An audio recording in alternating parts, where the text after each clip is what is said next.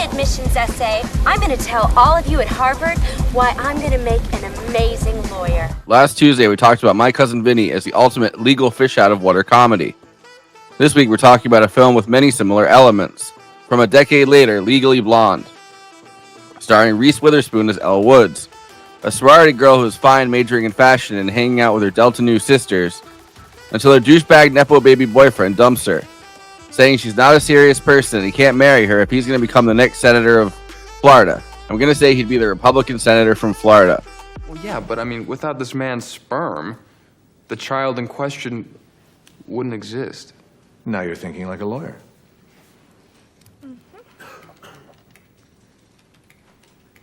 Yes, Ms. Woods.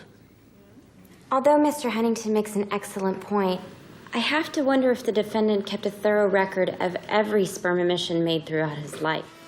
He's heading to law school, and so Elle decides to prove she's serious and can also get into law school, and follows him to Harvard Law to become the next DEI lawyer. It's blonde affirmative action. A fashion major? Well, sir, we've never had one before, and aren't we always looking for diversity? Her list of extracurricular activities is impressive. Also starring Luke Wilson, Selma Blair as a serious girl Elle's ex-boyfriend finds, Victor Garber as the slimiest law professor at a place that produced Ted Cruz, and Jennifer Coolidge 2 years out from playing Stifler's mom as Elle's new friend Paulette. It's SoCal sorority culture meets old money East Coast Harvard, in the second most famous East Coast versus West Coast rivalry of the decade. Elle realizes many of her fashion skills can be used for her legal career. I feel comfortable using legal jargon in everyday life. I object. When she's brought on as an intern to help work a murder case that involves a famous fitness instructor that she knows from LA. The screenplay was written by Kiwi Smith and Karen McCullough, based on the self-published novel Legally Blonde by Amanda Brown. Based on the time Brown spent at Stanford Law. Colleges. MGM bought the rights to the novel and the screenplay was written, but originally it was written to be much more edgy and had Elle Woods getting into a relationship with her college professor. The screenplay got the attention of Robert Luketic, an Australian short film director who had just arrived in Hollywood. After his acclaimed short film, Tiziana Bubarini got attention at Sundance.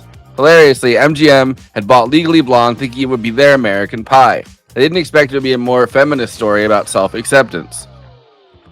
The comedy, even about gay men and the rivalry between women, works a lot of the time, I think, because the screenplay is clearly written by women, about women, and Luketic is an openly gay man. He's gay. Enrique is gay. What? Warner, what kind of shoes are these? The black ones. See? What are you talking about? He's gay. He is a Brooks lover. He's making it up. Wait, back up. How do you know that he's gay? Gay men know designers. Straight men don't. It's also produced by Mark Platt, who recently was at the Oscars for another story involving a precocious blonde student, Wicked. Elle walks so Glinda can float in that gay-ass bubble. And altogether quite impossible to describe.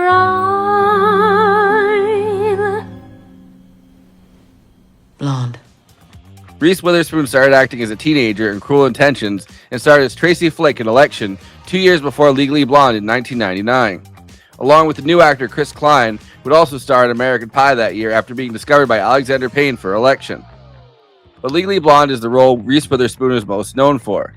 She had to lobby for it, although Luketic wanted her from the start. They also considered actresses as diverse as Charlize Theron, Katherine Heigl, Gwyneth Paltrow, and Jennifer Love Hewitt. Even Britney Spears was considered. MGM really didn't want to cast Reese Witherspoon because she was so good in Election. The studio head found her repellent.